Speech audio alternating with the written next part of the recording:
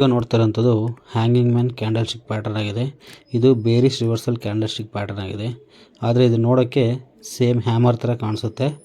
ಆದರೆ ಹ್ಯಾಮರು ಚಾರ್ಟ್ನ ಬಾಟಮಲ್ಲಿ ಕ್ರಿಯೇಟ್ ಆಗುತ್ತೆ, ಹ್ಯಾಂಗಿಂಗ್ ಮ್ಯಾನು ಚಾರ್ಟ್ನ ಟಾಪಲ್ಲಿ ಕ್ರಿಯೇಟ್ ಆಗುತ್ತೆ. ಆದ್ದರಿಂದ ನಾವು ಇದನ್ನು ಹ್ಯಾಂಗಿಂಗ್ ಮ್ಯಾನ್ ಅಂತ ಕರಿತೀವಿ. ಈ ಕ್ಯಾಂಡಲು ಏನು ಸೂಚನೆ ಕೊಡುತ್ತೆ ಅಂದರೆ, ಒಂದು ಅಪ್ ಟ್ರೆಂಡ್ನ ನಂತರ ಟಾಪಲ್ಲಿ ಸೆಲ್ಲರ್ಸ್ ಎಂಟ್ರಿ ಆಗಿದ್ದಾರೆ ಅನ್ನೋ ಸೂಚನೆನ ಈ ಕ್ಯಾಂಡಲ್ ಕೊಡುತ್ತೆ. ಆದರೆ ಈ ಕ್ಯಾಂಡಲ್ನ ನಾವು ಕನ್ಫರ್ಮೇಷನ್ ಮಾಡ್ಕೊಳ್ಳೋದು ಈ ಕ್ಯಾಂಡಲ್ ಕೆಳಗಡೆ ಒಂದು ಬೇರಿಶ್ ಕ್ಯಾಂಡಲು ಕ್ರಿಯೇಟ್ ಆಗಿ ಕ್ಲೋಸ್ ಆಗಬೇಕು. ಆಗ ಈ ಕ್ಯಾಂಡಲು ಕನ್ಫರ್ಮ್ ಆಗುತ್ತೆ ನಮಗೆ. ಹಾಗೆ ಇದು ರೆಸಿಸ್ಟೆನ್ಸಲ್ಲಿ ಕ್ರಿಯೇಟ್ ಆದರೆ ತುಂಬ ಸ್ಟ್ರಾಂಗ್ ಆಗಿರುತ್ತೆ.